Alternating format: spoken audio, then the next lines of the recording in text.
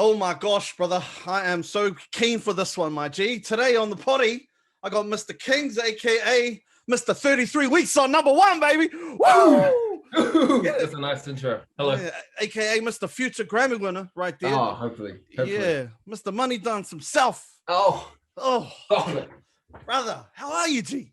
I'm good, bro. I'm good. How are you? I'm great, bro. I'm like amped. I'm keen. I've been waiting for this, bro. I've been waiting for this. I've been waiting too since our pie talk recently. Oh, bro. Where's it? Like you because you said to me, bro, you need to go to Bethlehem's, and I showed you, bro. Yes. But let's describe just off the bat, bro. Why are those pies so good, G? Bro, for me, it's always been I'm playing a gig, so it's like a hangover cure for me. But also, bro, I don't know what the dude does, man. He's on some like witchcraft level cooking shit. He's Walter White, G. That's the only one I can bro, compare him to, eh? He's in the caravan cooking up, so he's in there, bro. The one that you had, I didn't have the one you had. I had like normally get steak and cheese. Yeah. But I got told to have the mince and cheese, and gee, I think I brought 3 of them home for the family type shit.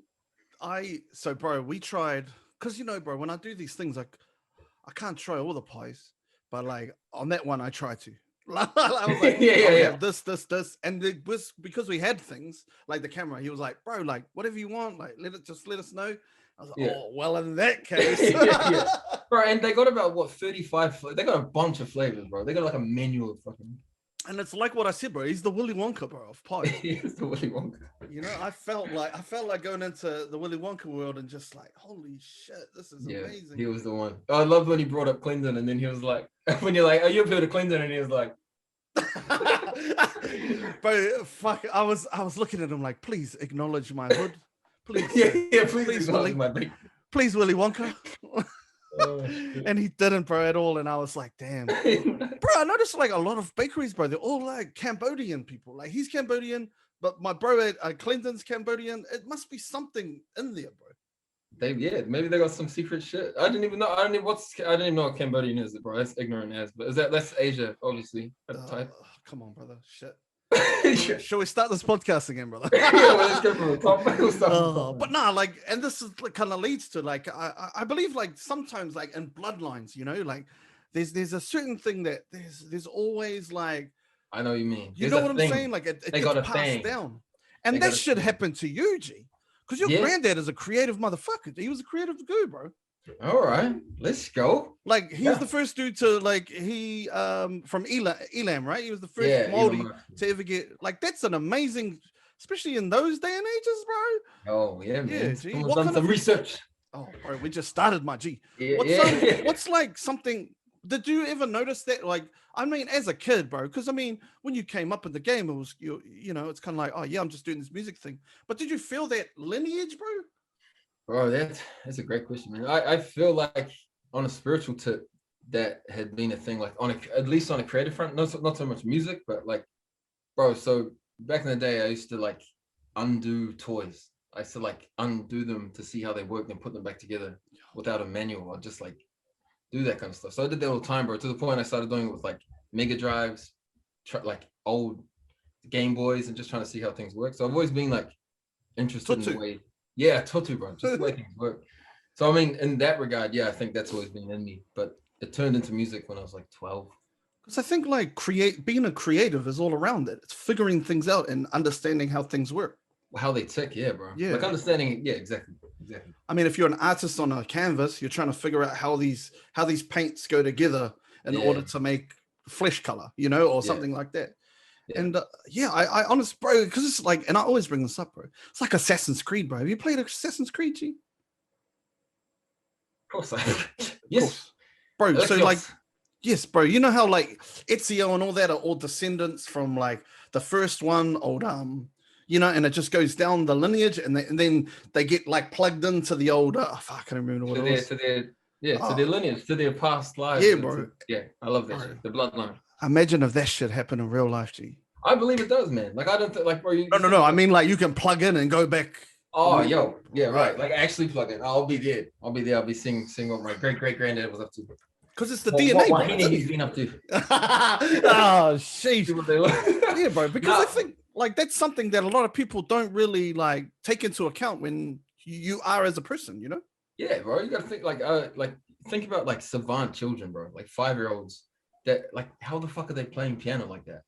You know what I mean? When they're just out there doing their thing, and we'll label it as like Asperger's or some weird kind of thing, and it's like, nah, these dudes are just some talented motherfuckers. Like, because they'll say, oh yeah, he can play piano good, but he doesn't talk very nice, or like all these kind of stigmas around their talents. And I think that comes down to what you're saying, but it's maybe not so much literal plugged into, but like there's something channeling these kids and these people. They're a lot closer to that DNA strand than anyone else, Yeah, bro, for sure. I think so. Bro, there needs to be, I know that there's some kind of research, but I'm just too fucking lazy to read it. Yeah, keep it there and then be like, yeah. Can someone make a Facebook video about it? And I'll get down the rabbit hole. I'll find it somewhere. Yeah. Shit. Oh, bro, but speaking of fucking, I have done some reading, bro. I read this book called Outliers, bro, from Malcolm Gladwell, bro. Okay. Bro, he did a study on why Asians are so good at maths, bro. Okay. Fuck, bro, it was the most out of it shit that I ever read. What's the thesis, bro? So like the closer they were to the river, the closer the more, and like your family, your lineage, the closer you were to the river, the closer you were, like how smart you would be at maths. And the reason why, because the river was where all the rice came from, and rice was currency. What? So I know, bro. I was like, what the fuck is this shit? So like the closer you were to the to the river, you'd have to count currency because you're counting rice, and then that's the further away you were, the more poor you were. Yeah, right. So it's almost like what wealth kind of played a part in their smart. That's crazy, bro. That is crazy. Yeah, it's kind of like today if you think about it. Like well, not as much today, but there's the whole thing of like private schooling or like schooling systems. When you pay for them, you got a better education. Where like today, I don't know if that's as important, but I mean, it's a similar thing. Like closer to the river might be closer to the wealth river. Yeah, that's true. Fuck, I see where you're coming from on that one. Because I mean, you're hanging with people that are well off, Or counting, we're all counting our change and shit. And the other ones at the back are like, oh, bro, can I have some cost? But Northcote College, hanging out the front selling cigarettes, gee, like that's hustle. Oh, bro, that's fucked up. I know that shit.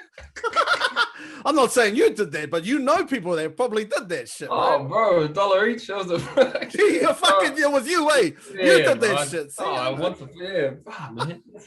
Bro, packs of ciggies for what? $13. So $1 a ciggy, there's 20 in a pack, bro. You're making a markup of like $7-8. Straight. Whoa! My one used to be Vivids, bro. I used to steal Vivids from Art, G. Vivids?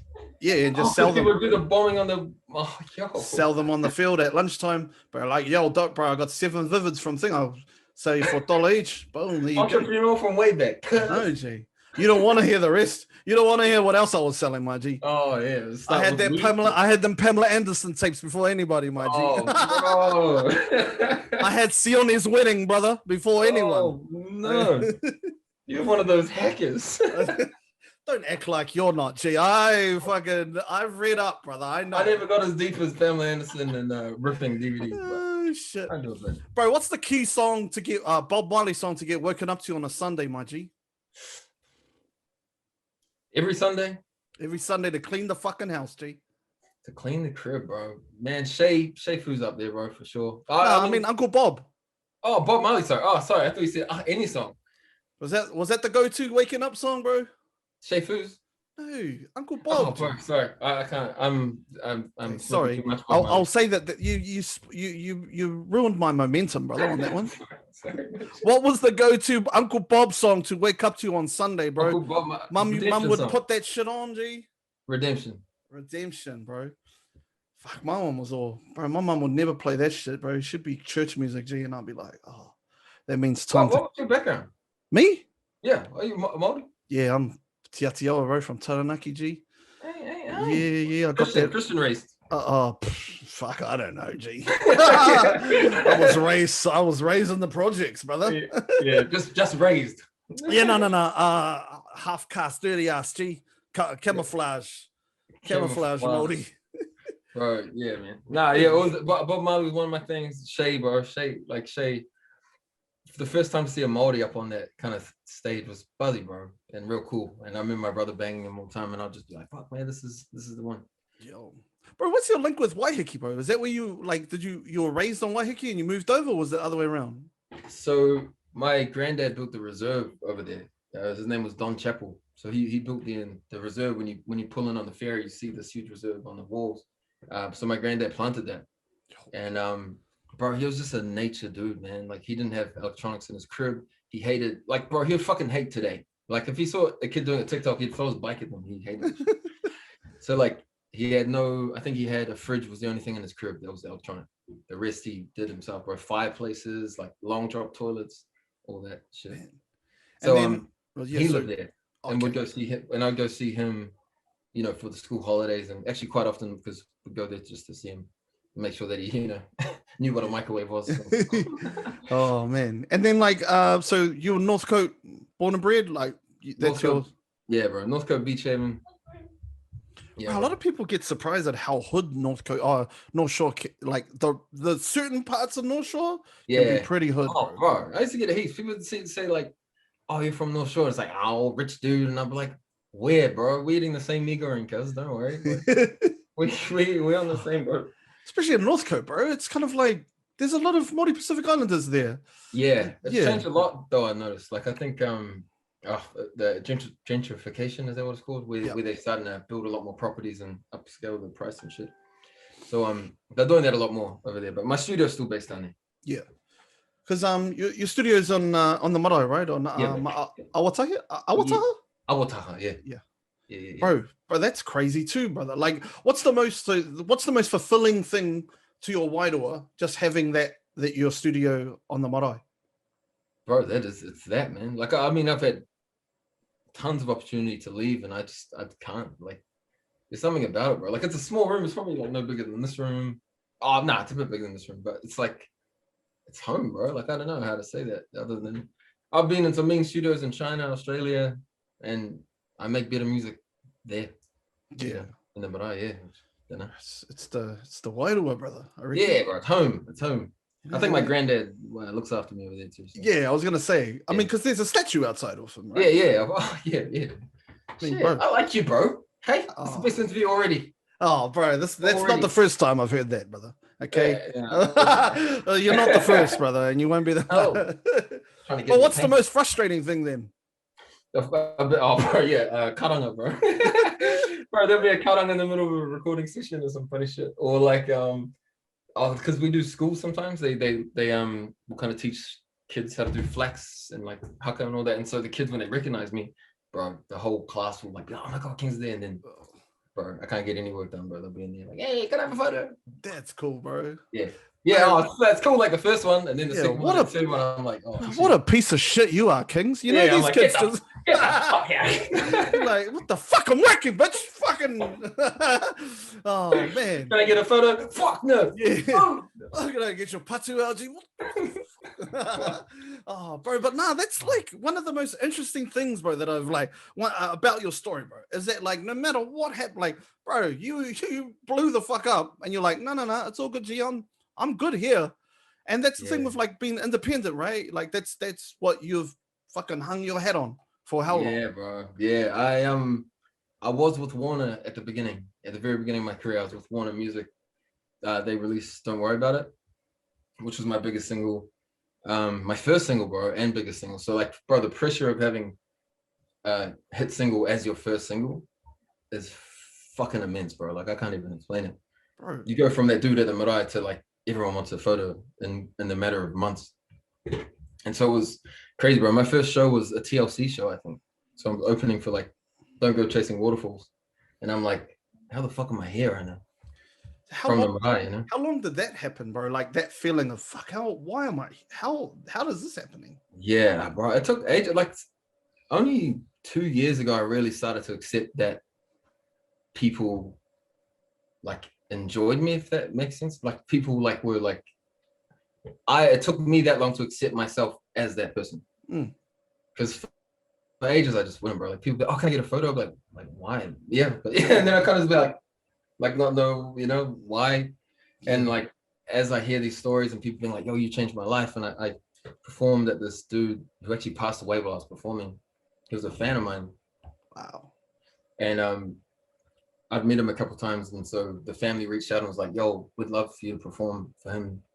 He's got terminal cancer and also." So I head down there as I'm singing, bro. He redlines and passed away, and so the whole family, and the whole family are like, "Yo, you helped him cross and shit." And so at that kind of moment, I was like, "Oh, this is bigger than just me. Like I'm actually doing helpful things for these people," and like, so I have to take it more serious. That's bro. the craziest things. Rest in peace, Kingston Brown, man. That was his name, bro. Because I think like sometimes, I mean, being in like I'm, like I kind of see it too, is that when you're so like engulfed in like just the work, the mahi, and then you figure out like far out, like you don't take time to appreciate, smell the roses. Realize what exactly, bro. You don't get to process what you're putting out because you're so busy putting it out. You're like, same with you, bro. Like I mean, I heard your name around heaps, and then when you hollered at me, I was like, yeah, I know, bro. Like, let's go.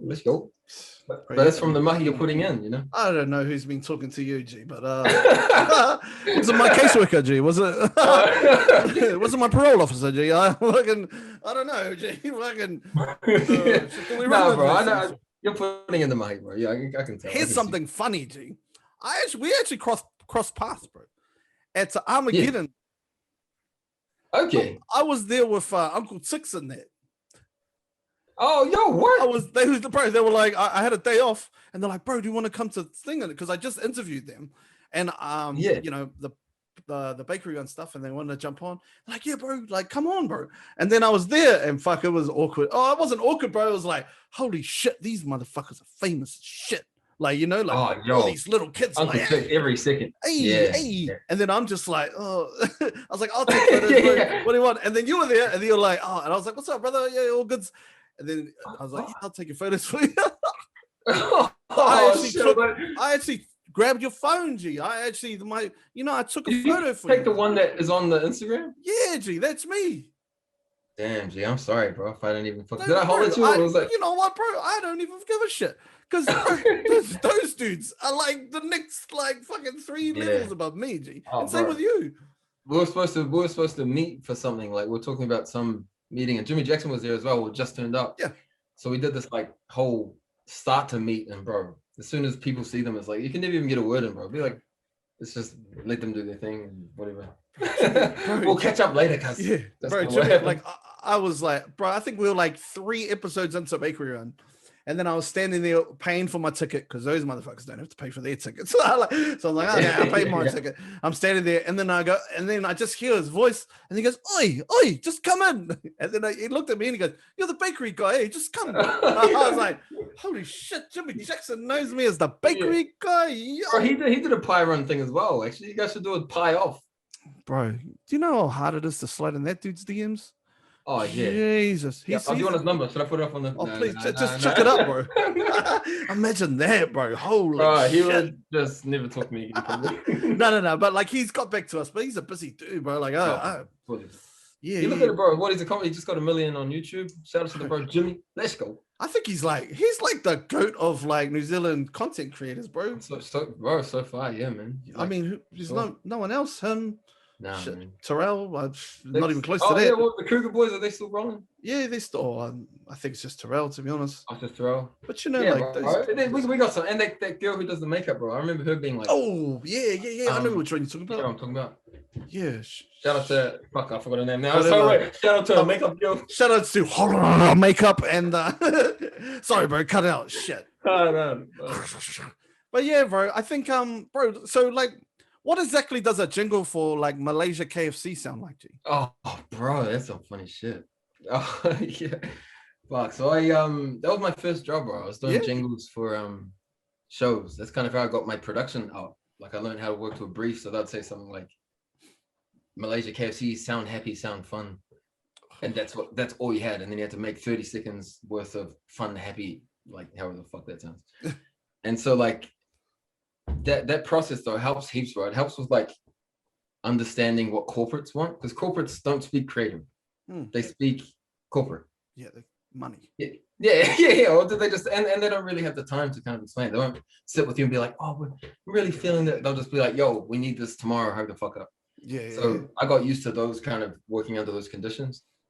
Did that help, like in terms of like your production value for what you were making with?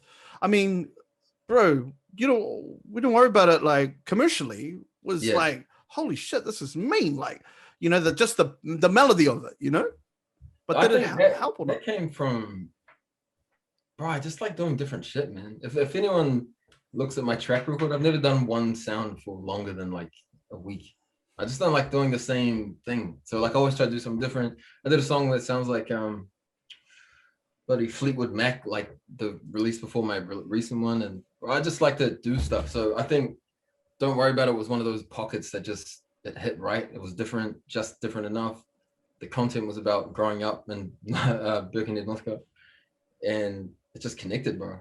And the video was shot on a phone. Yeah, that was crazy too. Like, yeah, it's like everything that you could do yourself was on that video. But that's you, though, right? Yeah, bro. That's bro. Yeah, that's you. You do everything yourself. You master shit. You have drums, bass, keyboards, everything, guitar. Yeah, it's part of that shit I was telling you as a kid, man. I like to just dissect shit. Yeah, I'm a tutu, bro.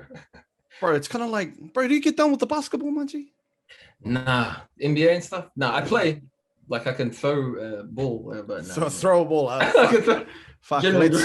I'll get rid of that note. Then we're not talking about basketball from now. It's like you can throw a ball. True. I can get a point. So I can score a home run on a touchdown. I get a couple touchdowns every now and then. Yeah. Nah, but I mean, like LeBron, bro. Like LeBron does everything, bro. He's not just a scorer. He does kind of everything. And like, there's only a few people that can do that. And like, it's cool to hear from. Oh yeah, you like that? No, bro. Like that to me is, I think he's more fiercely competitive than anyone I've ever fucking heard of. Bro. But I mean, his mindset is. I feel like I have a similar mindset to learning something and trying to achieve something. Yeah. Maybe not as much as Michael, because that dude, he's a gangster, bro. I think he's probably the way he like just psychs everyone up. He's like the 0.11% of alpha males in the world could be like that. 100. Right. There's no one. I think Kobe kind of got close to it, but just in that, bro, taking everything personally just to fuck everybody up type biz, To create a monster in his head, bro. To destroy a monster that's some gangster stuff, bro. Yeah, that's some real gangster shit. Every night, bro, when that shit came out, bro, I was like, because they did the first 2 or 3 episodes and then you came back, bro. I was like, everybody go to bed. You had the lounge the whole week. It's gonna be 1 hour. That's all I need. My turn. Now go home. Get out of the fucking. It's my turn. And then my son started watching. I was gonna say you said you had kids because just before you're doing the kid run, because I'm doing the kid run too, and we kind of met just after the kid run. But my son was like, yeah, I want to watch it too, Dad. I was like, come on, then. And then I said, man, this is the stuff that I used to watch. When I was going up. Well, I come up on. Yeah, you see this. Yeah, what do you know about Jordan? Bro, I used to do this move, bro, when I'd get like this, bro, and I'd turn around and I'd throw the ball up. I'd throw the ball into the round circle, bro. I was the man, G.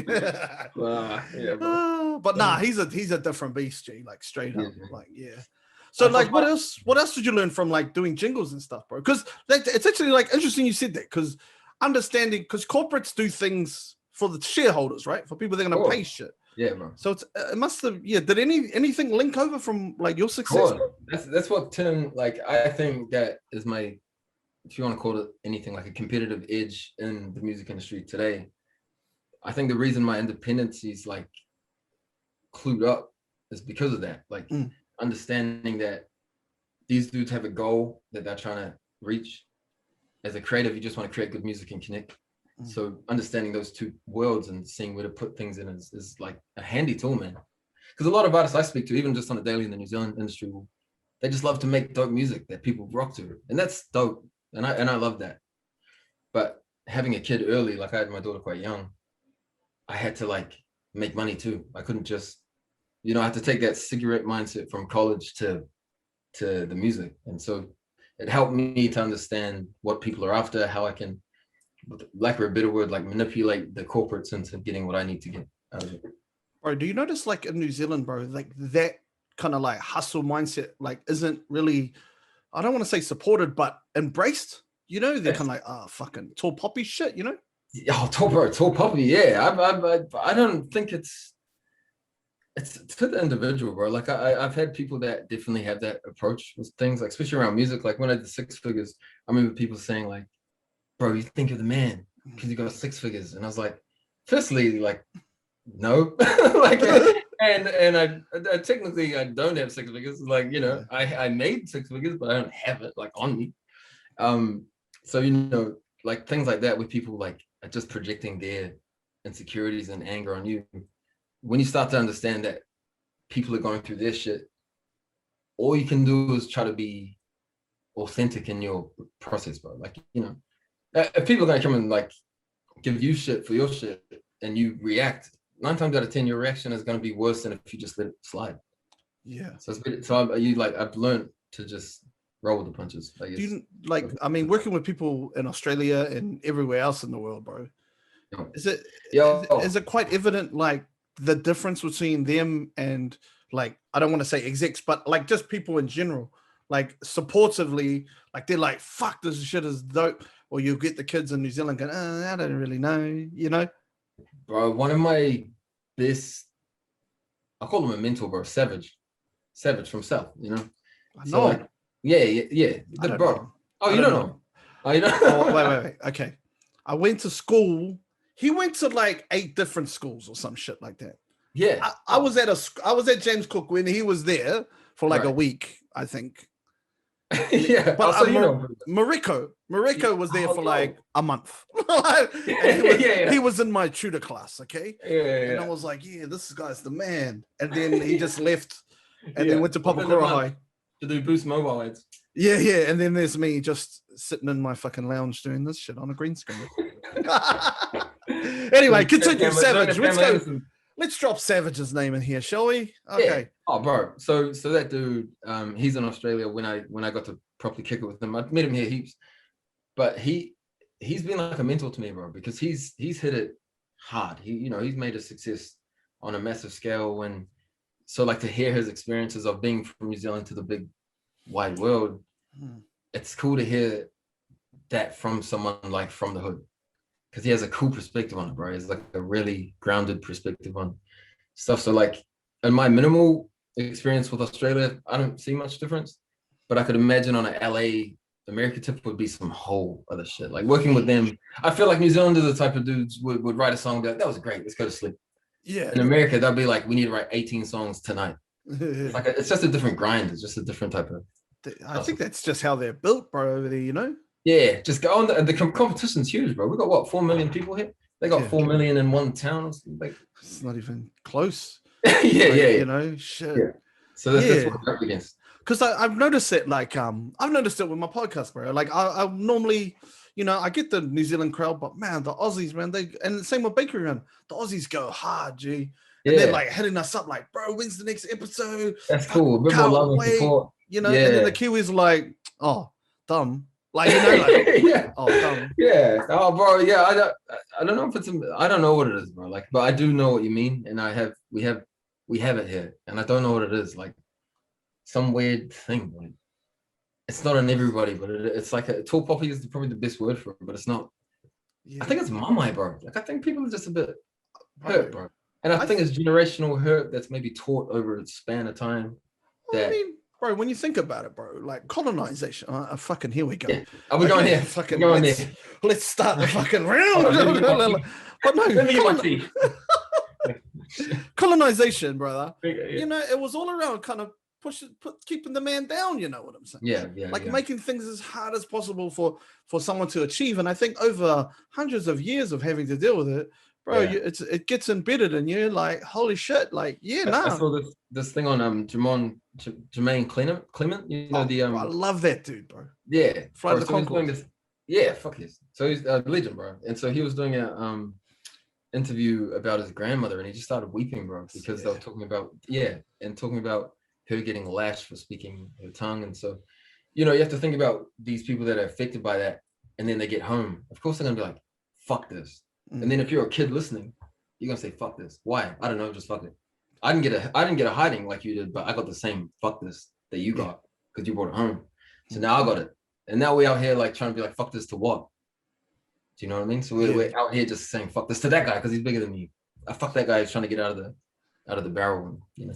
Because bro, you went through like a journey, like finding your own, like when you were like 17, 18, right? Like finding your Maori dim, I suppose, right? Yeah, bro, yeah. And that connected me to home, yeah. And it's still a journey today, bro. Like I would love to be able to speak to Reo. I said that to a friend of mine and my dad this year. I'd love to speak on my pai at the marae, like just once, just come and do my mihi and do it. Yeah. So that's a goal that I've set. COVID's kind of making that way. I'll be doing it to my own family, which is all good because only 100 people at a thing. But so it's been a journey that will continue, bro, forever. Yeah, I mean, just having that, and I think like kind of following your journey, bro. I think that's the thing with you, right? It's not the, and a lot of people will say this corny ass shit, like it's the journey, not the destination. But it's not like, unless you live it like you have, it's a little bit different. Because that's how that's the vibes I get from you, G. Yeah, like I take everything. Bro. Like I take it all. Like I don't try to. I don't know how to say that. I'm sensitive to energy, whatever you want to call it. Yeah, so I like things, bro. I like people. Yeah. I hate people too, but I like people. You know, like when you're trying to find yourself, bro, it's hard to give yourself out when you can't even know what you're giving out. It's fucking difficult. So it's that process. Yeah, I think like a lot of people kind of like they get fixated on results. Yeah, bro. I think it's your background that's making us go into fucking galactic. You're on to me, brother. Yeah. You're on to woke to me. You're doing that thing that fucking what is it? Get out. That shit like sleep. Oh shit, nah, bro. But for real, like I think like a lot of people focus on results and you know, like it must have been buzzy as to get a result, like bro, like when you what was it like hearing the worry about it like the first time on mainstream? G, describe that, not feeling, but what was happening, G, because I know you'll remember exactly where you were. Yeah, there was a couple, man. Like the ones that stand out were like on the radio. So like literally on a radio. I for those who don't know, bro, this Dub Fate was like my name as a rapper before I was Kings. And I had songs out there on my FM and shit. So I'd actually experienced a week. Please don't fucking Google that shit. Don't search that shit. Brother, wait there. Bro, like it was just a young learning and understanding thing. And so I'd had my song play on radio before, so I'd had a bit of that. But it was when I'd seen my daughter's reaction, and I've told the story before, but we're at McDonald's and my video played on the screen. And my daughter was like, "Oh my God, Dad." I'm like, "Holy shit." She's like, "Do we get free McDonald's?" And I was like, "Oh, no." Like, but you know, that feeling of seeing her react to that was like my first, like, holy shit. Yeah. Shit's popping. And then when it just keep growing and growing and growing, everybody had it on their summer montages of what they've been up to. That was like, bro, everybody had it on their shit. I was like, oh man, this. I had people tell me some of the lyrics were weird and shit. Like, it's the first time I'd ever been critiqued by fans. Wow. And I was kind of like, shut up. You don't know. Like, yeah. Shut your fucking mouth. But you then, fucking know. Yeah. But bro, there's this line and it still fucking bugs me today. I say, go half on a pair of Nike shoe pairs, half on a pair of Nikes. And someone commented, why would you go half on a pair of shoes with someone else? And I was like, that's a fucking great point. Like, because you got one shoe each. But that's not what I meant. I meant I'm so broke we can't afford shoes. Yep. But it was funny. It was just like that kind of shit. Like, it was the first time that was happening. People like critiquing me. Bro, you need to tell them to shut up. You can have like Monday to Wednesday, you can wear them. Thursday to Saturday, I can wear them. And Sunday, we don't wear it. We let it air out, you know? Whoever those fans are, stuff you. I know you can't say it, Kings, but I'll say it. Shut your fucking mouth, because it's a good lyric. Yeah, fuck you guys. I'm gonna send you. It's a cryptic shit, okay? It's bro, you know when is it Key and Peele when he's got that you know that translator for Obama? Have you seen that? Yo, the anger. I want to be your one. Like, hey, brother, hey. It's a cryptic lyric, motherfucker. Like, yo, he's talking about life in the hood, homie. Yeah, you don't know about life in the hood? Half of Nikes? Get out of here. We're talking a quota. We're a quota of this. Let's do it. Let's take on the world. I'll be the nice dude, shake everyone's hands, and you can just be just this guy. Far out, man. But nah, like, yeah, that would have been weird. Like, like you would have recorded heaps of stuff beforehand. Nobody said shit. Probably someone in Malaysia around some bullshit. It's like, how did KFC? You know, I don't understand this ad sucks. Yeah, exactly. Happy KFC doesn't bring me that much happiness, mate. Not in Malaysia, bro. I can't say the same, bro. I fucking love KFC. Bro, what's the piece that you grab out, G? Thighs, bro. You're a thigh man. I'm a thigh man, bro. Woman and chicken. Oh, bro, I'm a breast man. And you're breast, okay. I don't discriminate. Men, women, everything. It's dry. Yeah, but that's why it is. But no, stop. Okay, you have the potato and gravy, right? You have the potato and gravy. You just dip, bro. Dip. Nah, man. Yo, actually, did you know there's a South Auckland KFC? You'll know this. There's a South Auckland KFC that does hot and spicy, bro. 24/7. Wow. Well, Wicked Wings are out now, though, right? No, but Wicked. You mean like hot and spicy like that? You know what I'm saying? I got you. We can leave. I can go. No. I got you, bro. You know, there's a place in Japan that do like buffet. KFC buffet. Oh, let's get a ticket, G. Bro, have you been to Japan before? You were about to go away before COVID.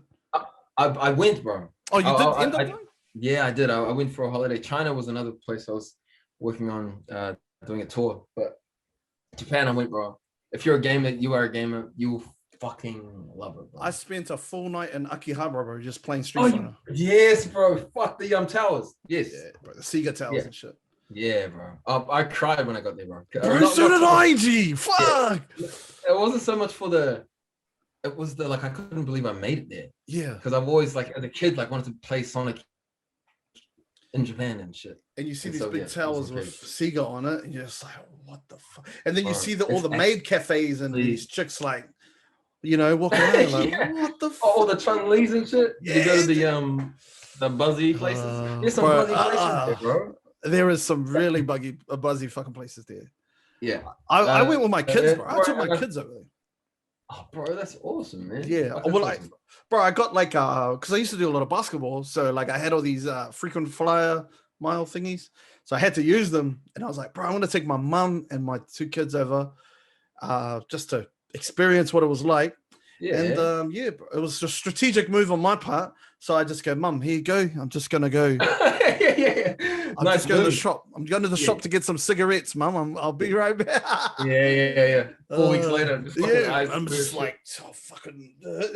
Holy shit. Bro, yeah, you know the buzziest thing about those arcades too, bro, is they're all linked up. Like you can play against someone on the other one. Yeah. But you have to understand Japanese and how the shit works. But yeah. There was another, I don't know if you ever walked into those rooms where they do those marbles. Yes, Pachinko. What the fuck, bro? What is that?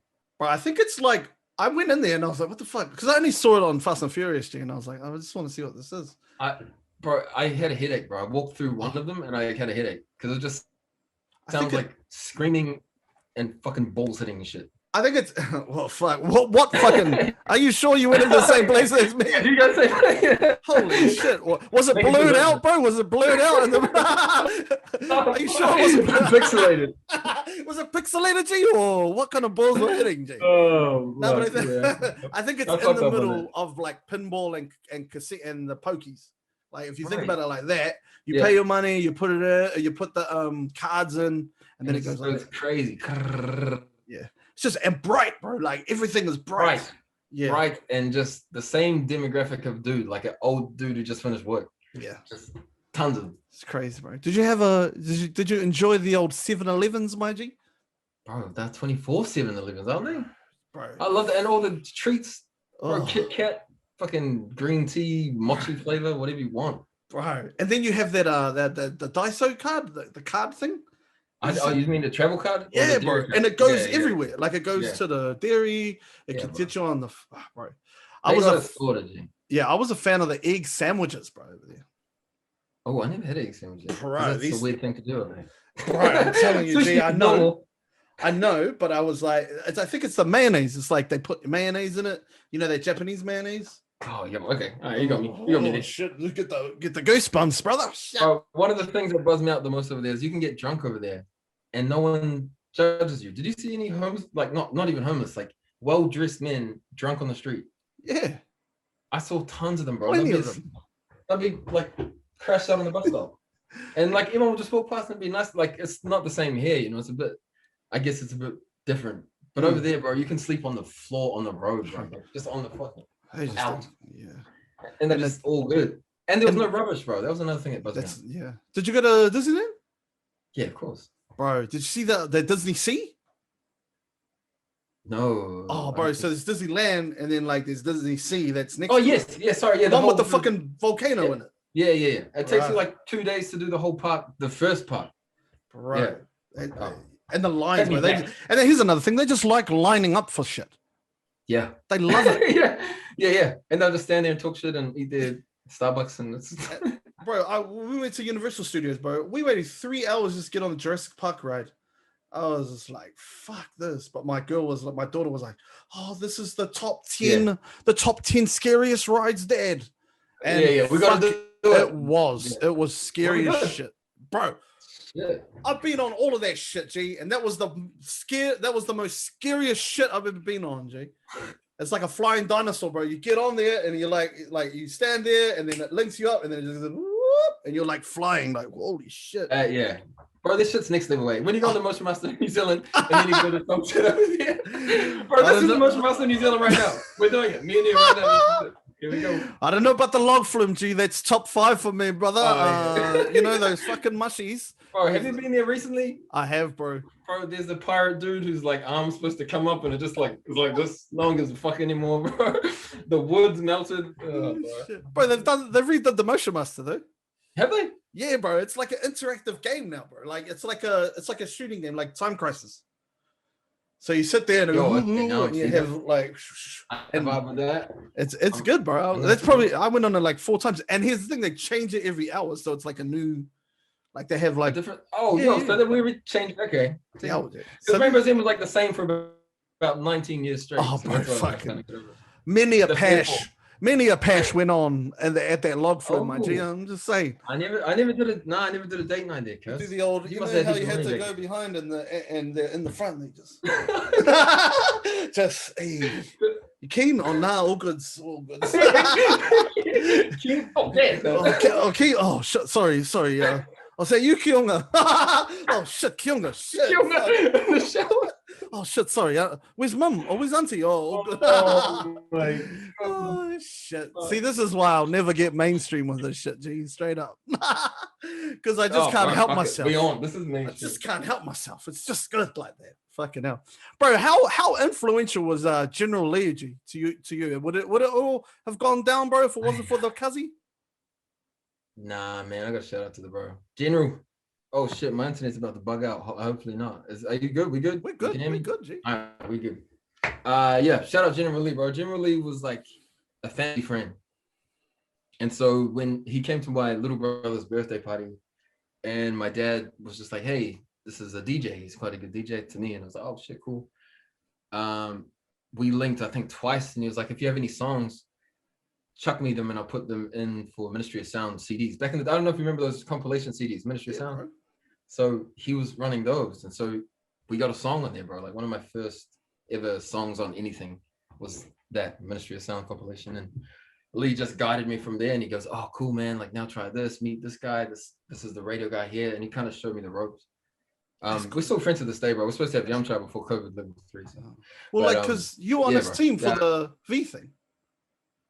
Yeah, bro. Yeah. Oh, bro, we game together as well, bro. We do Battlefield. Yeah. He just seems like a genuine dude, bro. Like, fuck. Good dude, man. Shout out, man. Shit. And to Gigi and Lee Squid, his missus. Bro. And like, because I mean, I was reading like, you know, bro, if it wasn't for that, Jay, just getting you on and understanding the business side of things. Yeah, there'll be no, right, without sounding too racial, bro, like, I don't think as a brown dude, not knowing the ropes and kind of poking my head in around things wouldn't have been as helpful as with him. And I don't think that, when I say racial, I only mean that because of how my ignorance to the game. Like if I just kind of knock on the door of these radios, like, hey guys, I have a song. Can I have a shot? You know, like where I had somebody who knew the game well, he knew the right people, and he kind of walked me in and was like, this is my boy, I vouch for this dude. And that kind of helped me get that. And I think more people need to be like that, G. Yeah. You know, like find, you know, the Peter Parker to the Tony Stark, bro. You know what I mean? Like Tony Stark, like, yo, this little Spider-Man motherfucker is good, G. He's got something, yeah. You know, he's got some it's true, ribs and shit, you know? And it's true. I want to be able to do my label is actually, I want to be able to do that eventually. I think for me as well, it's like I'm not at the place, but when I am, bro, I'm gonna open the floodgates, man. It's gonna be something. Bro, his shit changed in the music game in terms of like, you know, back, bro, when you were probably first coming up in the game, bro, it was all like major labels, like that's the goal. But nowadays with the internet, with everything going on, and your kind of blueprint that you kind of put out, just being independent and going to the distributors and shit like that, like, is that more acceptable now these days, or is it just like one-off thing? Yeah, bro. I think it's just different avenues and venues to go about things. Like record labels will forever have a hold on the game. Like they understand it. It's actually their game. They've built it on the backs and skeletons of many artists before us. You know what I mean? So if they understand that model and we're trying to be in that model, of course they're going to know it better. They're going to understand it more. They're going to be able to manipulate. But what's happening and what I think is interesting, bro, is the more independence that come, the more the major labels are having to like, okay, we want to play with you guys now. Like we can't do what we're doing anymore. Like let's talk.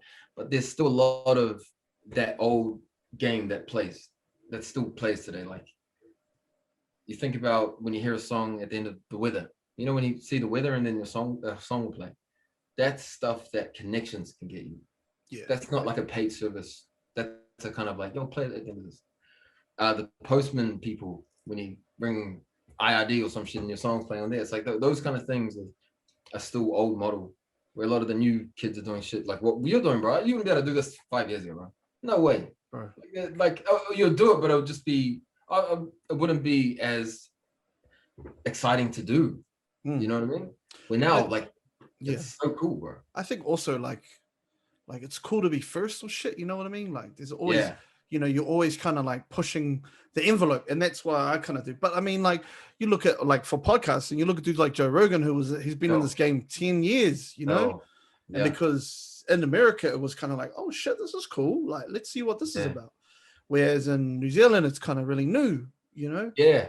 And I think it's the same with you. There's been many an independent record label straight out in the States and other places, but nothing really here, you know. Dawn Raid maybe was, I don't know if Dawn Raid was indie. I think they had a distro deal with Warner or something, but yeah, like they were indie for the most part.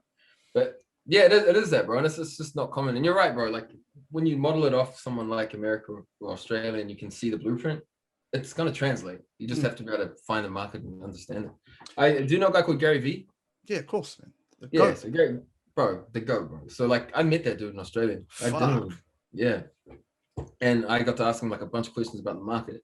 And one of them was podcasting. He talked about that ages ago. He was like, audio's the way.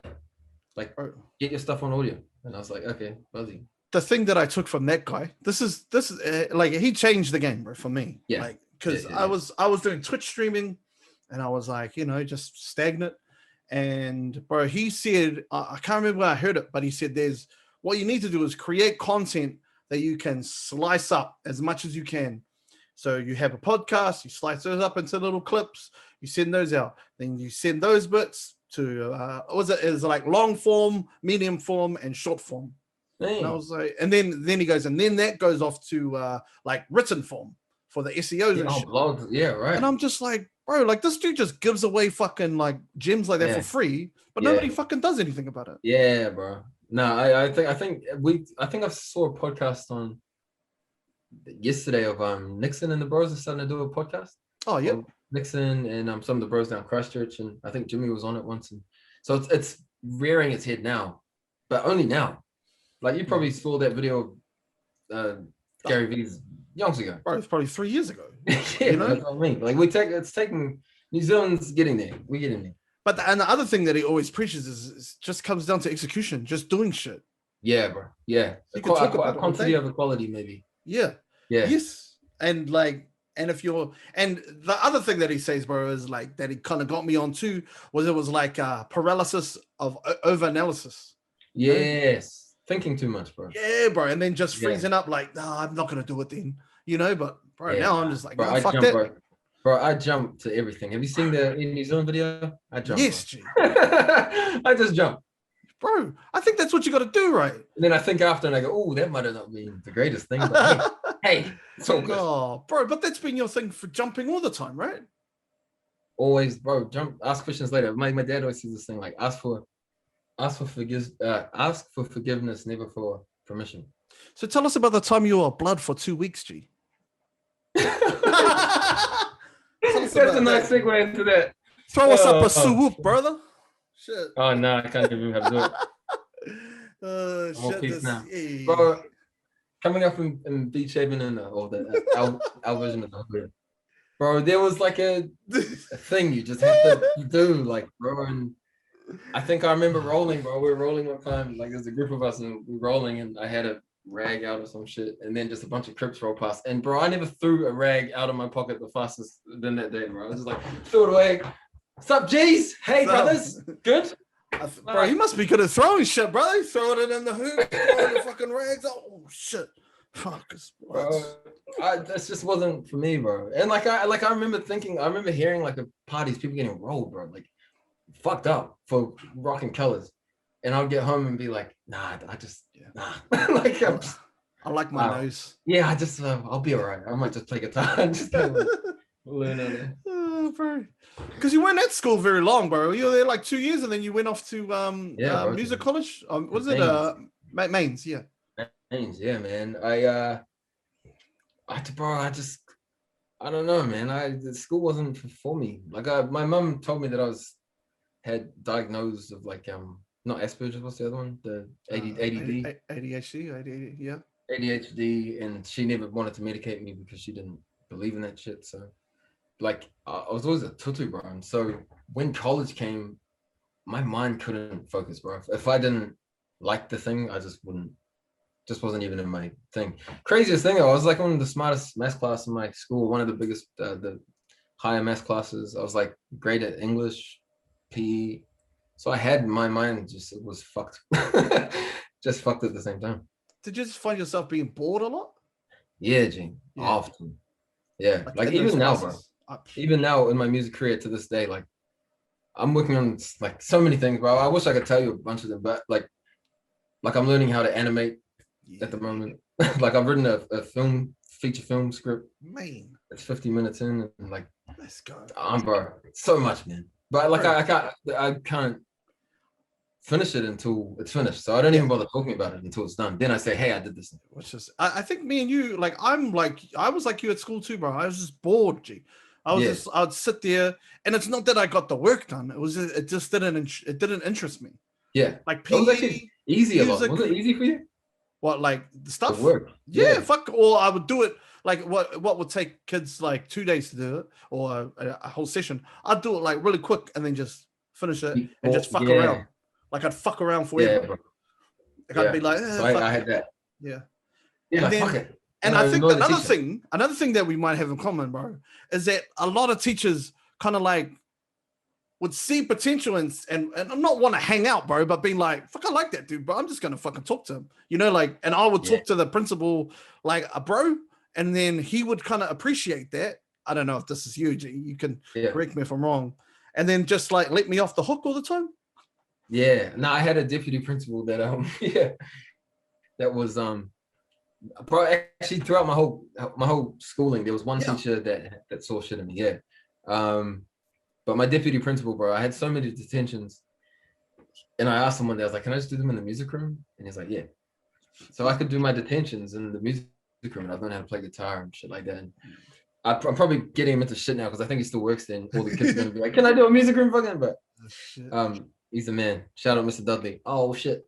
Oh, I think and that's the other thing too, bro, is like, I used to just smooth my way out of shit. Like I didn't even go to maths anymore. I just went to the gym and I was like, sir, can I just like shoot around? Like, well, like I just don't like that shit. And then I was like good with him. Do you play ball, bro? You actually a ball? Yeah, bro. I got a bit of background, my G.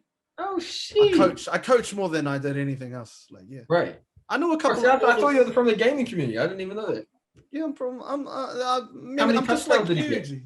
I'll tell you what, I was a wide receiver, bro, on the Minnesota Timberwolves. No. But yeah, I know a couple of ballers out in North Dakota as well. Oh shit! Okay, yeah, bro.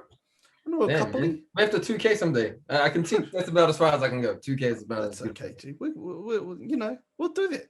So like, bro, and that's the other thing, bro. Gaming is kind of like the only time where I would, because it's tutoring, really. Like back in the day on the Mega Drive and shit. Yes. It was like, where's the codes? Like, how do I get over here? Yes. How can I break this game? Like you know, that kind of stuff. Yeah. And that's how I got started. I still, bro, one of my favorite games was a game called Rolling Thunder. Oh, brother. You got you know that shit? Yes, soy.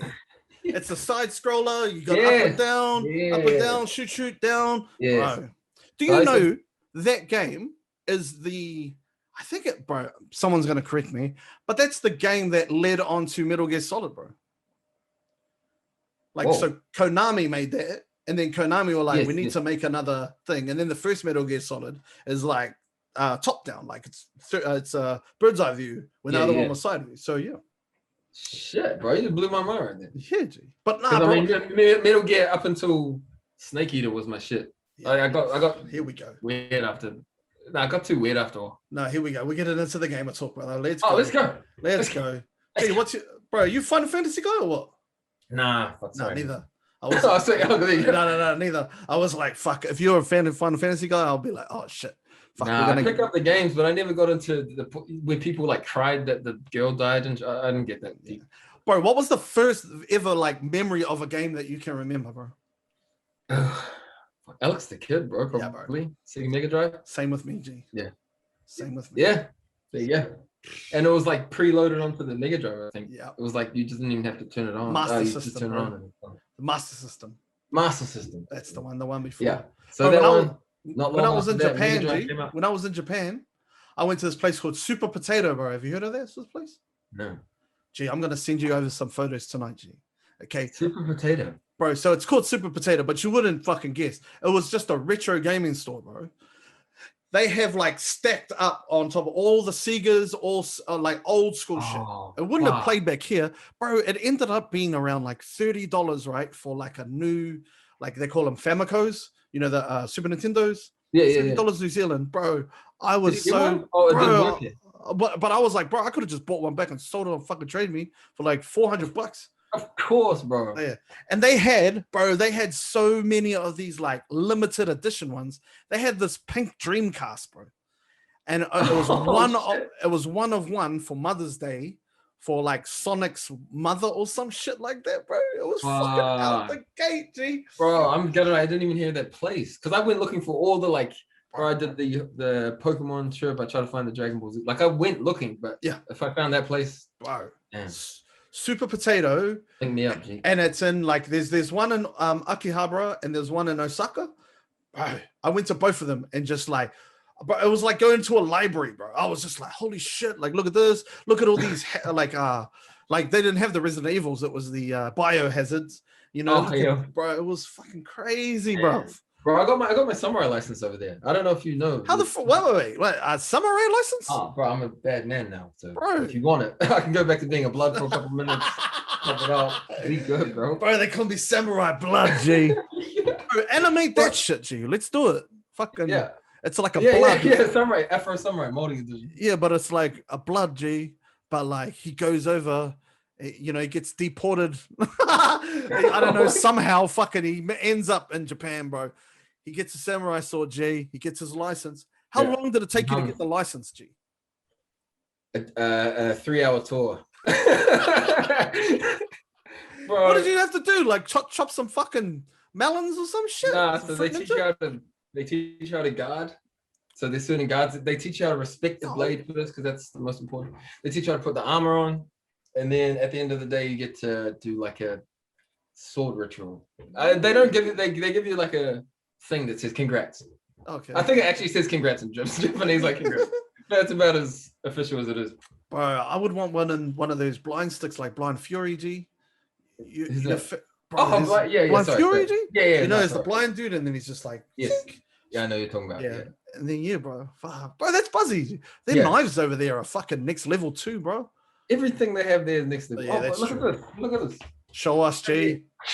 Right there. Oish. Yeah. Fuck. You need to make some TikToks on that shit, G. Just do it. You know? Nah, like I told my sensei I wouldn't use it for evil. Oh, so. Yeah. It's like, bro, have you seen the certificate? Tells me I need to. Yeah, keep it on. Yeah.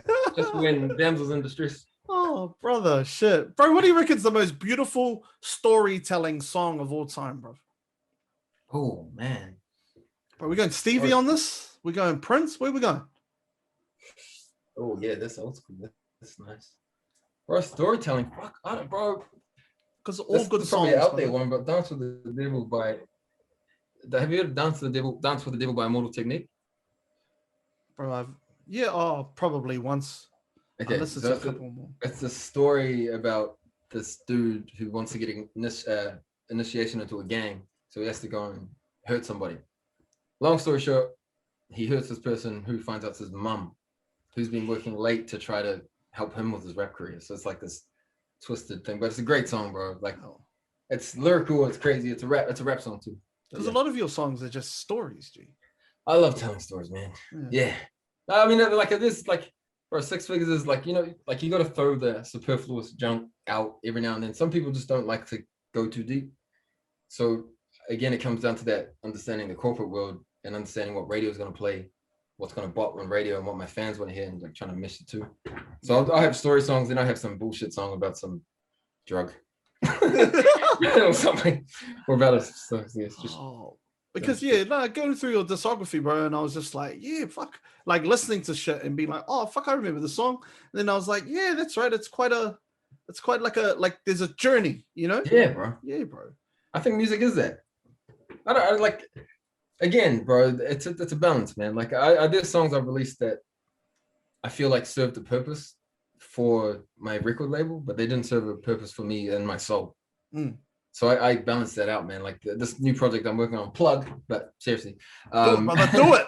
Yeah, is about like this breakup that I went through, like this insane breakup that I went through. So it's a storytelling album, you know. And I've just released Help Me Out, which is doing well. I think it's about to go gold with Sun Design. So that's the radio joint. So everyone can be like, hey. And then I can get into some real shit. Help Me Out reminds me of, 3 a.m. at the Loft, G. On High Street, G. Back in the day, cuz. Yeah. Oh, come on, baby. I want it in the worst way. Get it. I know you want it in the worst way, girl. Oh no. And then Kilner says, get away, Tim. No. Kilner's like, come on, Tim, bro, why are we doing this again? This is a Rainbow Zen thing again. Oh, yeah, so you're Rainbow Zen. You're following me. Oh, Jay. But no, like that, like legit, like this as a male, going out to the club scenes, you're like, fuck, I kind of get this. I don't even know if it's is it the same anymore, bro? I can't tell. Like, look at I remember the birth of Tinder, bro. The Tinder, like, because some of my bros jump on Tinder and Bumble and all that shit, and they do their thing, and that's cool. But I couldn't get down. I didn't know how to get down like that. Like it was weird. I think I did a couple dates, and it was weird, bro. I'd be like, hey, are you hi, you look different. I think it's just like I think like the connection wise, and like being like, you want to know who somebody is before you just jump on. A bit of that, bro. Like a bit of like at least face to face and some. That's why like most of the people that I met for the most part are like through people. Like it's always like a degree of separation. Like, oh yo, yeah. I can never flat out just meet someone and be like, yo, let's fuck.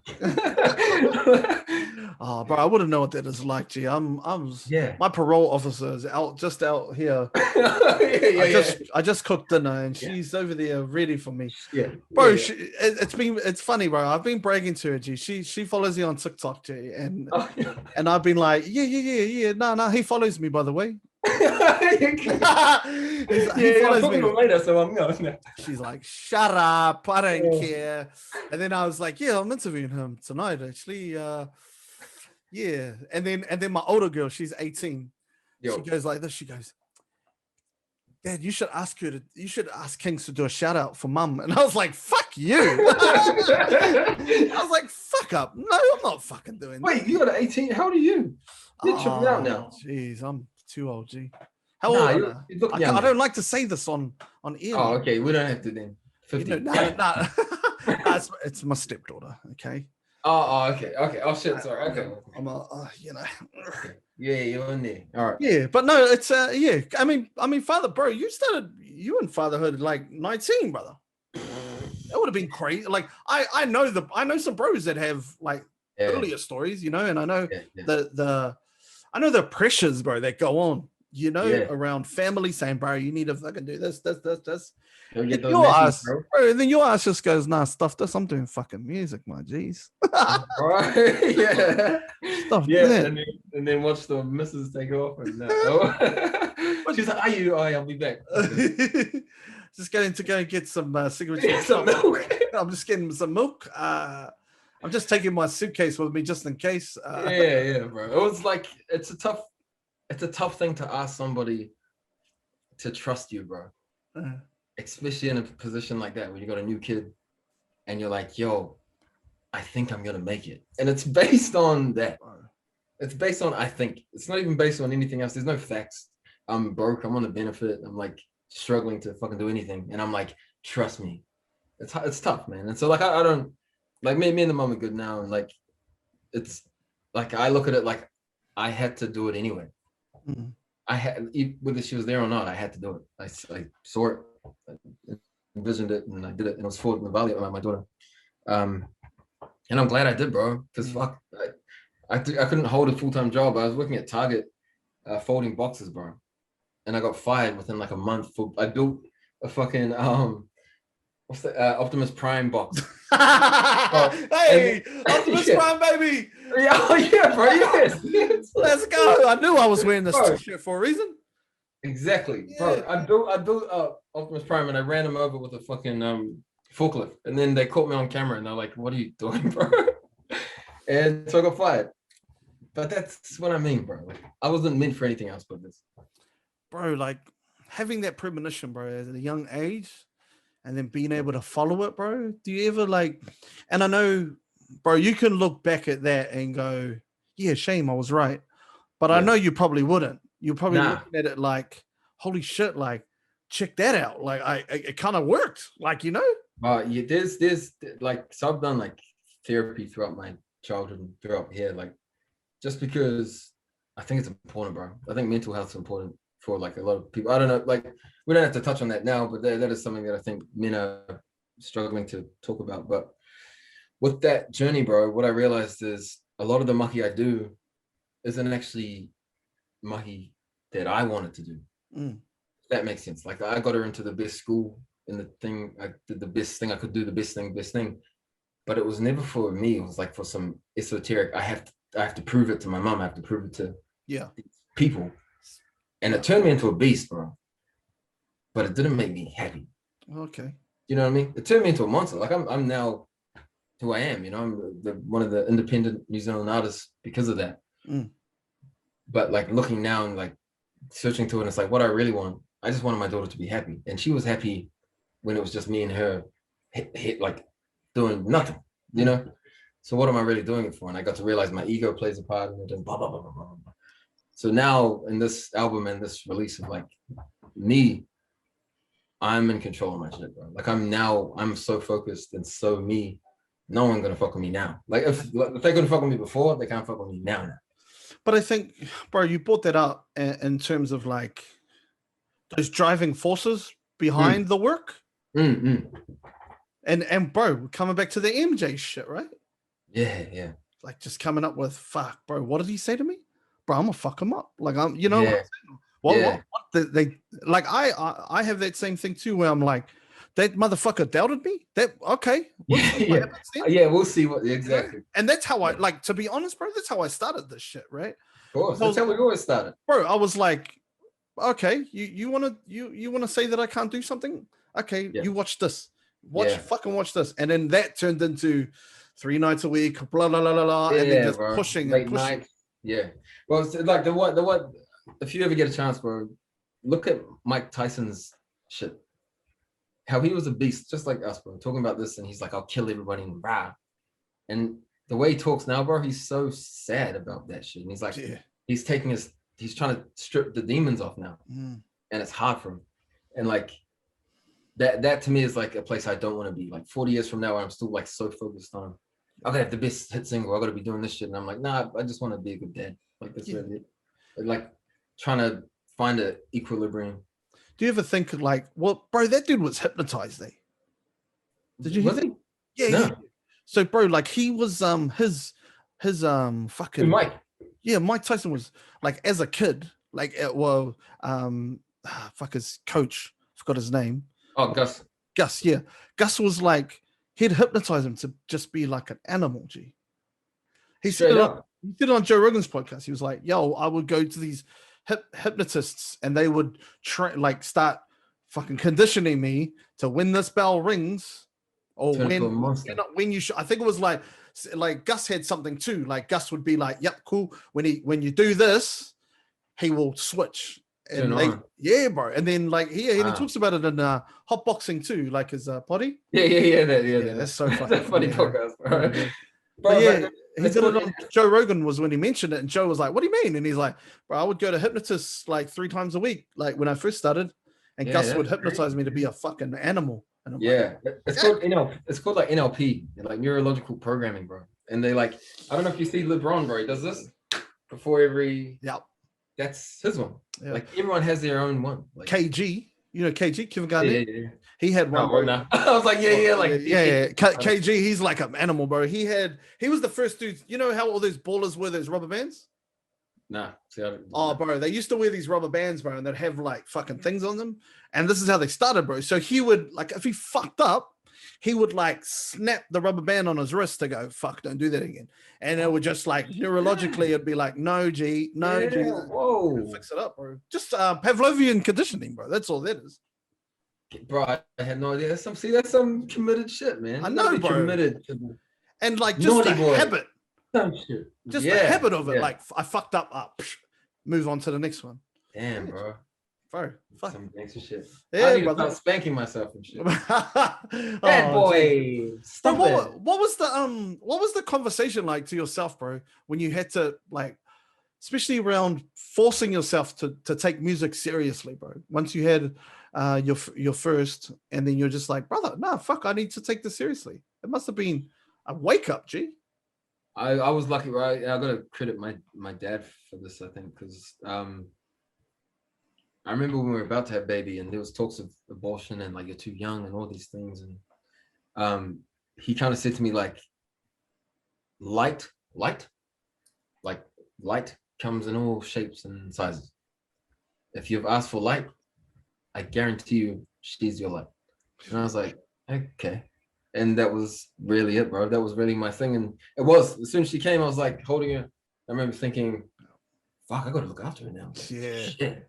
And I haven't even got my shit together. So it was like, it wasn't even a conversation as it was as much as like, okay, better get to work. That's what it was. It was like now. And I think my dad got me a laptop. It was a piece of shit. So funny. Piece of shit. My marae where I still have my studio was a sick bay. So it was like a sick bay for people that are sick at the marae would come in. So like there'd be a mattress there and the laptop here, and people would be like, making sample that shit. Let's do it. Bro, and that was it. That's what it started on, a table and a sick bay. And now it's what it is. So I gotta thank my dad for that, bro. Yeah. I think, I mean every young father must have that conversation, G. Yeah, man. It's actually it's not true, because a lot don't, bro. That's true. But then just and so many of these conversations that are going on either around you or behind your back, like those all play a part, bro, into your mental health, like fuck, especially when you're young, bro, like shit.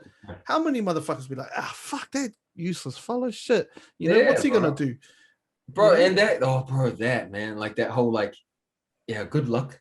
Like those bro. And like it's corny to say, who your true friends are, but because I don't believe it. I think your friends are your friends, but there is like a show me your circle, I'll show you your future type vibe in that mentality. And bro, I just zoned in, bro. I started seeing my friends go out to parties and shit, and like I'll still go out with them every now and then, but nowhere near as much as I could because I had a daughter. So it was like I started to watch, and then I'd start grinding. And the days I was grinding, and I'd be like, come out, bro, I'm grinding. And I'd be like, oh, come on, bro. Fuck it. You're not going to do it anyway, bro. Come on. Yeah. And I'd be like, nah, now I have to, you fucking. Yeah, no, exactly. I was actually keen to come out, but now I'm fucking got to stay in. This shit. Yeah, you cunt. I'm fucking coming at you motherfucker. Yeah, motherfucker. God damn it. Like, how dare you? And I'm actually still friends with my friends from school now. Like, for the most part, like the main ones, I'm still. Yeah, and I mean that can be a beautiful thing, bro. Yeah. You know, if you play it right and you understand how not to let it overcome you and not to let it have any real estate upstairs, bro. Yeah, it can be a beautiful thing, bro. Yeah. You know? Have you heard of Kabbalah? No, I have not, G. Okay. Well, isn't that a guy on Mortal Kombat, G? But that's yeah, it is definitely. So that guy's my mate. He's the fast guy. He like runs past you. Yeah, I know that guy. No, it's Kabbalah, not Kabbalah. Yeah, I know, Kabbalah. Bro, are you as keen for the fucking movie as I am, G? Yes, bro. What the bro? Sorry to interrupt your Kabbalah. No, it's worth that much. Fuck yes, bro. It's about time they fucking did something like, bro. Dragon Ball Z, they owe us forever for Dragon Ball Z, bro. Just Hollywood in general, they owe us. How disrespectful was that, G? What did they do to our boy? Bro, what did they do to Bulma, G? That's what I fucking am angry at. And no Tegan, touch. And, bro, Tegan. Chi-Chi had no Chi-Chis, my G. That's all I'm gonna put out there. Chi-Chis were not there. Anyway, brother, Kabbalah, G. Keep with me. No, wait. I want to go back to the fucking Mortal Kombat thing. Okay. It's about fucking time they did a movie like that, bro. Because have you seen the first Mortal Kombat? Oh, bro, multiple times. When the scorpion had his thing with the eyeball and would fly through the trees and shit. And then Goro's like half his arm is like just plastered on, G. Bro, it's trash, bro. But the one thing that stuck with me was fucking Shang Tsung's voice. His voice is still the voice, bro, today. Yeah, he's on the Mortal Kombat 12. He's on. That's the coolest. That's to me that's gangster shit. Yeah. Anyway, Kabbalah, G, who's that? Yeah. So anyway, so God, right? If you got a moment to speak about Jesus. Kabbalah is just this way of life, bro. It's like a religion. It's like a way of life, and so like that helped me to overcome a lot of that negative stuff at the beginning of my life. And that's about it. Full stop. Let's go somewhere else. That was it. Don't need to go any deeper. Moving on. So what's the most caprice memory that you have of being young, bro? No, that's just, go straight up Oprah, like, what did the royal families do to you? Yeah. Bro, how's that all going, bro? Megan at the moment. Damn. She's throwing them under the bus, bro. Good on her, bro. Because Diana tried to do that shit too, but then I know, but look, bro, I know. Are we going there, bro? There's the tunnel getting of a bomb in the car. Jeez. Bro, and that's the thing too, bro, is if something happens to her, bro, everyone's gonna look at the royal family like, you motherfuckers. Yeah. You know? The last thing she said was the baby was too brown, and that's all I'm gonna say. That shit was, bro, that's up there with Martin Luther King's I Had a Dream speech, my G. like brave. Impactful. You know? I reckon, who's the husband? Harry. Harry? Yeah, Harry. I reckon Harry's sitting off camera like, oh. Tell me we weren't doing this. Harry's on camera like, yeah. Okay, fuck. Yeah, mom like calling like, sorry, mom. So, okay, okay, yep, sorry. Okay, cut it. Okay, cut it. Bro, like it is crazy, but I don't really follow that shit anyway, G. I don't, bro. I see like a thing on TikTok and I go, wow, that's what's happening. And then I go back to back to Pornhub.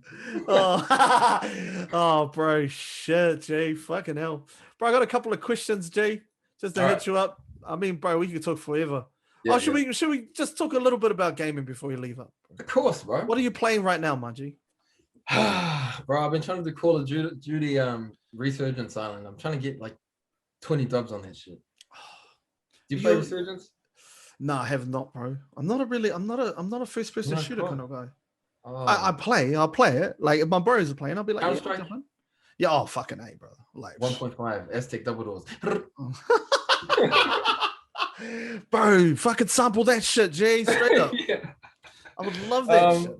But I'm playing, bro, what am I playing? You play single player stuff? Bro, I love, man. I like the Sekiro. Yeah. There's this joint coming out on PS5. I can't wait to play that Monkey Island, the Monkey God fighting. It's a karate game. It's coming out soon. Oh, I can't remember what it's called. It looks sick, bro. But yeah, bro, like God of War. Ghost of Tsushima, bro? Tsushima? Yeah. Bro, that should open my mind up to some history shit. I didn't even know that stuff went on. Is that based on true? I didn't even know. True story, bro, about like how the Mongols tried to take over Japan. Yeah. And then that was the first point that of Tsushima or Shishima. That was like when they were like that was their first point of entry, and the samurais just fucked them up, man. I didn't even know that was history based. That's sick. Well, that makes the story that much cooler to me. Bro. Yeah. And then you're over here with a samurai sword acting like I'm like, where's my text? Oh, then you need a refund, G. If you don't know about that shit, bro, go get a refund, G. Straight up. This is not good enough, guys. Yeah, it's not looking good for me. My Kensei is probably like, fuck this guy. Yeah, I didn't finish it though. I got like halfway through and I was like, no, I didn't get to clock it. No, bro, that game is huge, bro. You have to not have kids to play that game. Yeah. You notice that shit? Like, bro, back in the day, I used to finish shit, start to finish, easy. Then the minute I had kids, bro. Believe this shit, G. I just fucking downloaded Pokemon Red on the Game Boy emulator. I'm like, holy! I did not even know that you could do that. You can get it on your phone, bro. So I clocked Pokemon Red in like a day and a bit, bro. Just to feel that feeling of clocking a game quick. Did you get all 151, bro, or no? Yeah, bro. Missing number, all that shit. Bro, did you play? Bro, you see Pokemon Snaps coming back, bro? Do you play that shit? Is that the throw the rocks and take photos? No, you throw the apples, G. Get it right. Fucking hell. You throw the apples and you wait for Marchomp to come out, G. That's right. Nah, I didn't play that because it was cool. I was too busy playing John Olumi rugby. Yeah, boy, greatest 007. Bro, shit. Funny. 007. What are you jamming these days? I'm playing fucking Red Dead Online, bro. Hey, the Western. I love that shit, G. That's another big game though, bro. Did you clock it? Yeah, but that game took me like 3 months to finish, bro. Yeah, bro. I was like, and I was going hard out, like you go from 5-hour sessions, bro, and then you go from one point to another, and it's like an animal will come out, and you'll kill the animal, and then you'll be like, oh shit, what was I doing again? Yeah, bro. That's what I noticed about the game. I think I got to one town where you can go like play pokies or some shit, or casino, and I was like, oh, I'm finished. But the online's really cool, like just the system set up for it. You can so they have like roles that you can play, and one of them is like a moonshine, like you can have a moonshine business. So you have to go out, bro. That's sick, bro. You have to go out and get all the ingredients, bring it back, go and get while you're dodging people and shooting people up. And then like it's open world. There's like 50 people in the world, like all vying for their own thing. Yeah, bro. But I'll be playing there. 2K. Shit. What else? I play a little bit of Valhalla, the Assassin's Creed. I didn't fuck with that game, man. Bro, that's a big game too, bro. Like, nah, let me down though. I just feel like it fucking sucked. I don't know why.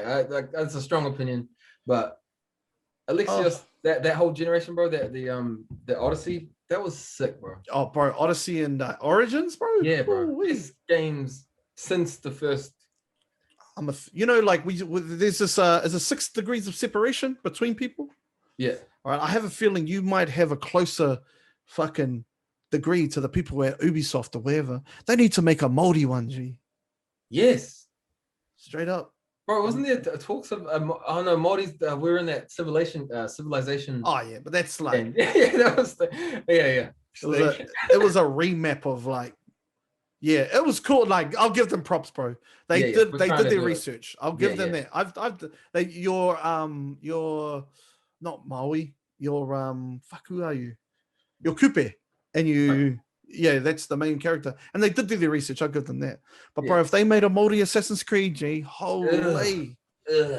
Bro, you got your Tryhards, you got your Patus, G.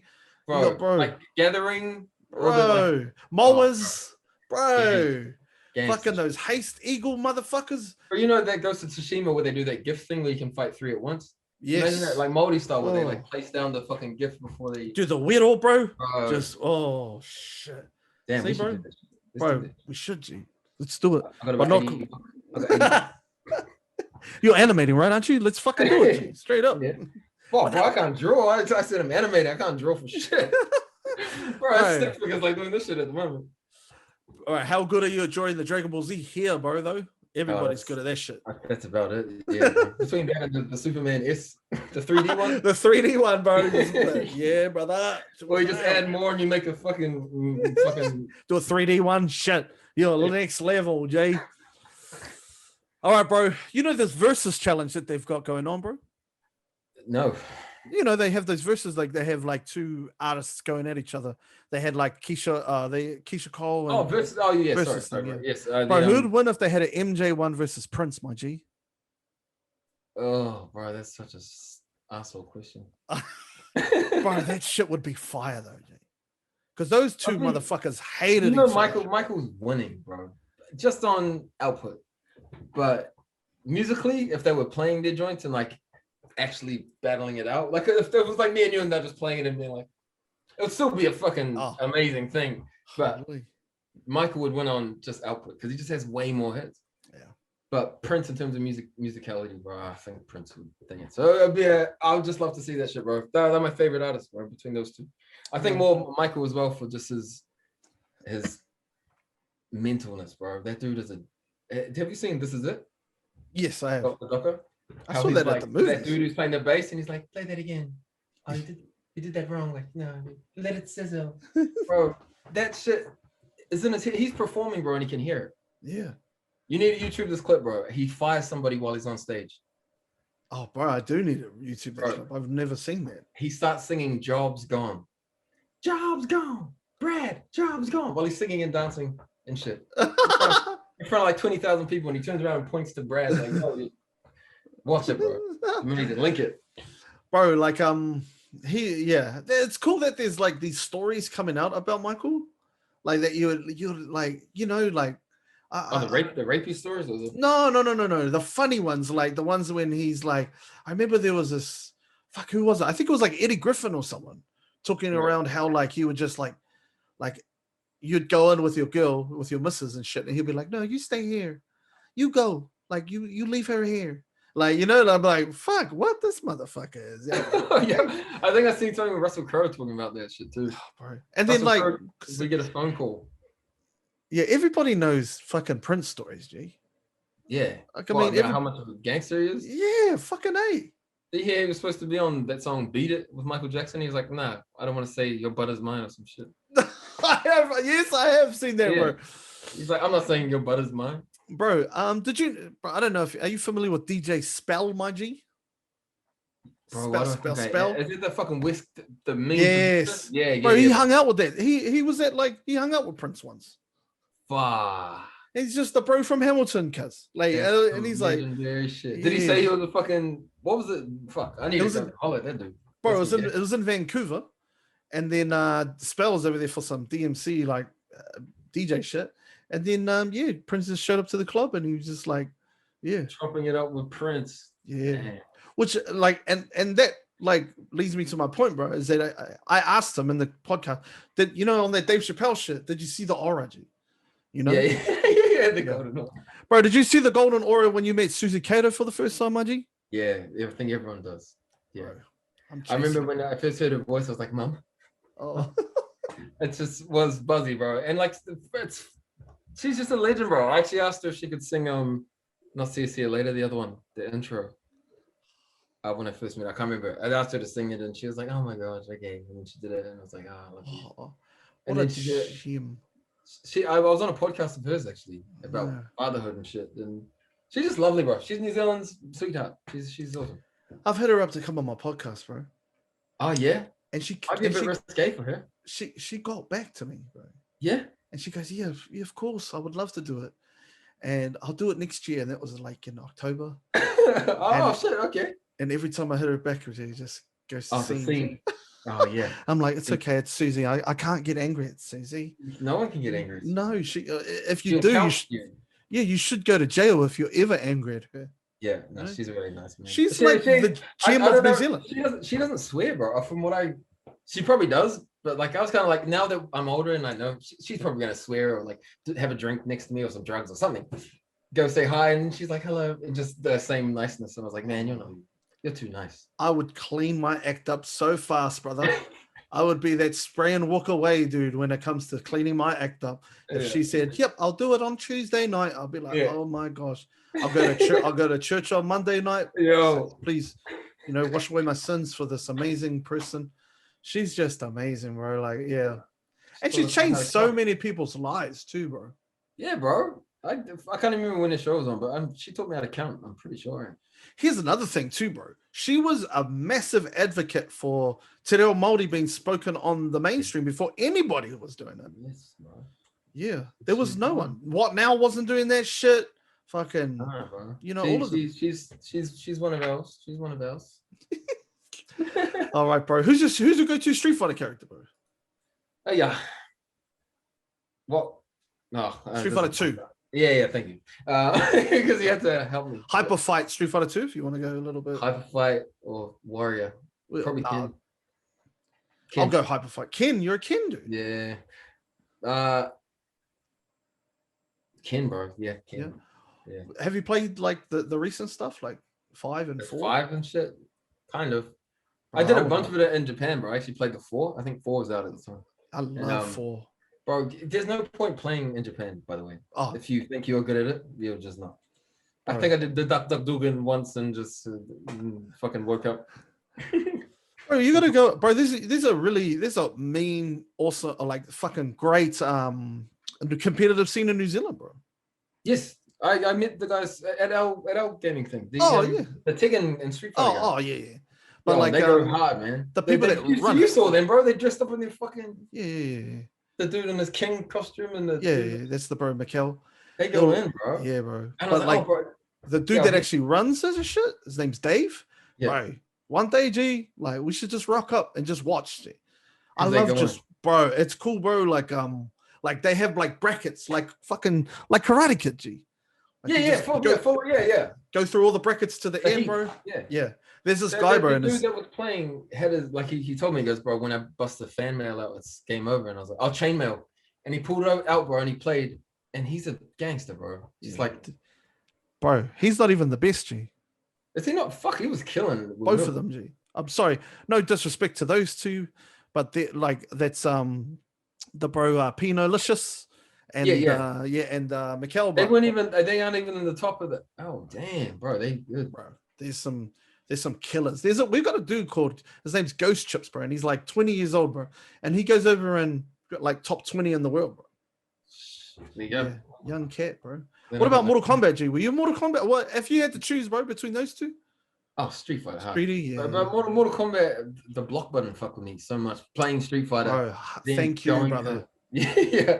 How the fuck do you push block? It's like just block, bro. Just block. And that's the same with Tekken, bro. Like Tekken's like you can hold. It sometimes works, sometimes doesn't. You know what I mean? Tekken's probably my favorite out of all three. Oh, real? Yeah, bro. Tekken 2 was my shit. I just can't get down with like the block. Like it's all dodges. You sidestep. Yeah. You just get better. That's. But see, Akuma's in Akuma, yeah. Akuma's in Tekken 6. He does the fireballs. Yeah. It's the only one that I play with. Yeah, same with Eddie. Bro, when Nixon. Yeah, bro, because Nixon from Team Y, from my film, I was like, gee, all you got to do, bro, is just tap back XO, just keep doing that, bro. I think I said the same thing to General Lee, but you must have gotten the Z better. Oh, it must have been the XOs, brah, just quicker. Bro, what was the go-to cartoon, G, growing up? Bro, are we talking kids? Yeah. Kids probably like Captain Planet, my G? Nah, it's X-Men. Nah. X-Men was one of my biggest ones. Yo. Yeah. Bro, they got that shit on Disney Plus too, right? No, bro. I heard the theme song and almost like fucking took me back to the day. Bro, there's this, and bro, we're exchanging YouTube clips, bro. There's this dude that's done lyrics to the X-Men thing. Yeah, and he's like, and this storm and here, and he does it to what's going on. He's like, Wolverine. And he's like, bro, it's the funniest shit, bro. And he goes in like, we are mutants and we like to. Oh, bro, I'm watching that shit. Bro, did you used to get the cards, bro? The X-Men cards? Nah, bro. Bro, I think as far as we got for cards was those smelly. What are those fucking? Those Cabbage Patch ones. Nah, fuck off. Those fucking Monster Uzi. Oh yeah, bro. I know which one. Nah, you're fuck you. Yeah, that's enough from you, mate. You've had enough questions. Shit. No. Oh, brother, fucking hell. But yeah, bro. I am fucking blessed to have you on, my G. I hope you enjoyed it, cuz. Man, it's funny as shit, bro. Awesome. Oh, gee. Thanks, bro. And then so you got, when's your next shit out? Bro, so I got an album on the way. At the moment, it's just my new single help me out, bro. That's what's popping. Yeah, when's the album popping? The album might be, bro, COVID. So it's supposed to be out beginning of this year, but it's just, it's such a play by ear kind of thing right now. But the album's written, so it's just a matter of time. Bro, here's another question I forgot to ask you. What did you learn? Did you learn anything from dropping 3 albums in 1 year, G? What the fuck was that about? That was, bro, what the bro, I got my manager at the time said the Beatles dropped 3 albums in a year. Yeah. And I was like, I'll do 4. And I got to 3 and I was like, oh yeah, that's hard as. That's a lot of work. And it was independent, and it was just something, bro, like, I think what we're talking about with Gary Vee, quantity over quality at that time made sense, because every one of those albums had a song that was on radio that did well, that helped me get paid, that helped me tour, so it all played part. Just grinded it out. Just grinded it, bro. And Russ, I don't know if you heard of Russ, he's an artist. Long hair dude, his name's Russ, he's independent as well. Similar thing, he released a song a week for a year or half a year. Just song up song up song, and one of them hit massive, and now he's huge, bro. That's it, bro. Yeah. I think that like translates over to like social media, bro. Like you just have to get shit out there, front of people's on their feed as much as you can, right? Yeah, man. The idea of quality is kind of gone down the drain a bit. Bro, that just messed my whole outro out, G. I'm just gonna be honest, G. But hey, fuck it. Yeah, you know. See you fellas later. No, thank you, brother, so much. I have enjoyed this interview. Bro, I love your shit, G. Keep grinding, brother. Bro, I feel that there's some connection around the grinding of this shit. And bro, like, thank you so much for your time, my bro. All right, much love, man. Thanks for having me, and keep it up, man. Can't wait to see you doing the fucking big stage shit with Susie Cato. Bro, let's go, Susie. Susie, you heard that shit. I mean, you heard that stuff, Susie. You heard that. You heard that information. Okay. All right, bro. Take care, brother. What's up, man? Peace.